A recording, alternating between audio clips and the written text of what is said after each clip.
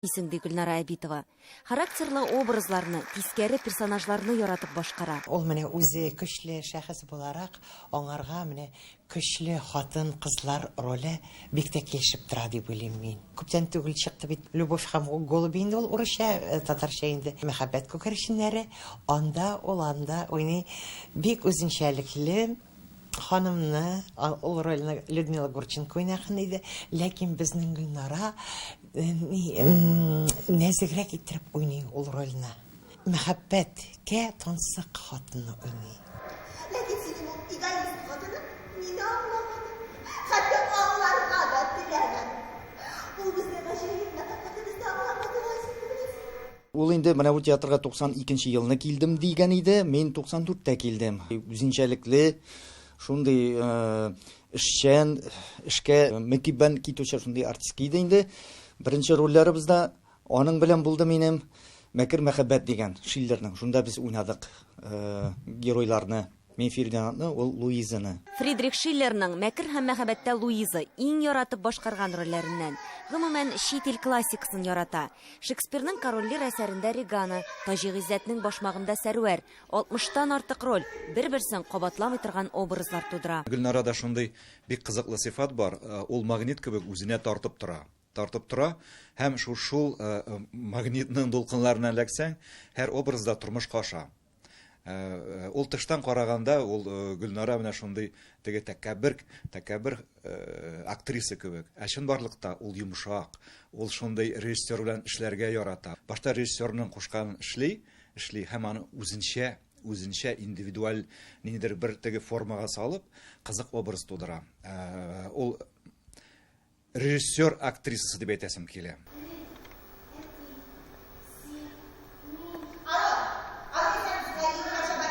Соңгы еллардагы премьера Зиннур Хөсниярның Ут чәчәге әсәрендә наркоман кызның әнисен уйный. Авыр роль үз күңеленнән чыгарып тамашачыга җиткерергә кирәк. Ана образы шактый катлаулы килеп чыкты. Моны әйтеп, нинди актриса ничекләр итеп башкара икән дип шамага чыгып, кайгырып, борчылып, үлеп бетеп бирдем. Гөлнара, рәхмәт сиңа. Сиңа хәтта автор мин уйлаганга караганда да кичерәк итеп, моторрак итеп, тамашачыларга уйнап күрсәтте. Гөлнара белән бик күптәннән инде бергә эшлибез.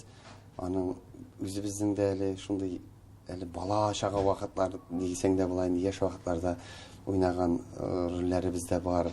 Алар инде кайберләре онытылып та биткәндер инде. Шулай да хәзерге көндә дә бергә уйнаган образларыбыз бар. Күпме генә әсәрләрдә уйнарга туры килмәсен. Аның белән җиңел, ул теге партнер буларак уйнарга җиңел аның белән. Гөлнара бик ихлас күңелле, бик ярдәмчел, шәһәр кызы бит ул. Менә шушы шәһәр кызы булып, ул ниндидер бер интеллигент рольләрне уйнаганда да аның шлейф булып, менә шушы интеллигентность анда инде ярылып ята. Гөлнараны менә күп кенә кешеләр, безнең коллегаларыбыз инде шундый бик тәкәббер, дип инде усал дип тә беләләр, женщина с характером дип тә әйтәләр аның турыда. Гөлнара бөтенләй икенче кеше. Гөлнара хәтле йомшак кеше. Менә дөньяда юк шикелле тоела. Тормышчан ул шундый оста хуҗабикә, әйбәт хуҗабикә. Гөлнараның аның өенә керсәң, аның чыгасың килми. Аның бер җирендә бер бөртек тузан булмас, чисталык, пөхтәлек. Зәвыклы ханым, нәзакәтле актриса, ягымлы кеше диләр аның турында хезмәттәшләре. Габдулла Кариев исемендәге Татар дәүләт яшь тамашачы театрының йөзек кашы ул. 28 елдан артык иҗат гомре биредә үткән. Театр ул минем бөтен дөньям, ул минем бөтен тормышым. Чөнки biz шушында эшлибез, иҗат итәбез. Шушында ук мин үземнең тормыш иптәшемне, Ниязымны таптым. Шушы театрымда гына эшлисем килә, тугры эшлисем килә. Шушы театрымны яратам, шушы коллективымны яратам. Казан шәһәренең мәдәният өлкәсен үстерүгә зур өлеш керткәне һәм күп еллык намуслы хезмәте өчен Әбитова Гөлнара Әюп кызы Казан шәһәре башкарма комитеты мәдәният идарәсенең мактау грамотасы белән бүләкләнде. 50 яшь гомернең уртасы диләр. Гөлнара Әбитовага әле тагын озак еллар янып эшләвен, яңа масштаблы рольләр тудыруын телибез. Эльвира Хөснетдинова, Татарлар, Казан.